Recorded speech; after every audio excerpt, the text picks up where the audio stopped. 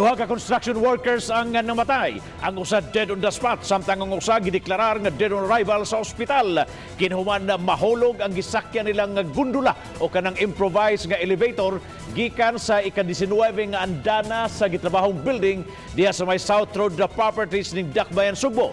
Gikonfirmar kini ni Architect Floranti Catalan ang hipi sa Office of the Building Officials kun obo sa City Hall. Suma pa nga nagsakay ang duha ka trabahante sa gundula apan nabugto ang cable wire niini tungod kay nabugatan sa gikarga nga mga construction materials. Gipadayag ni Architect Catalan nga alang ra unta sa mga tao ang kapasidad sa gundula o gadili angayan kargahan o mga bugat nga mga materyales. Temporaryong gipahunong ang trabaho hangtod nga makurian ang sipyat sa pagpatuman sa mga safety sa mga trabahante nga wala pa'y giluwatang pamahayag hinoon ang tagduma sa gitukod nga maong edipisyo. Casualty is Junel Tundaan. Yes. Junel Tundaan. Ang nasa hospital pa is si Richard Dabasol. Wapata kabaloon sa status niya dito.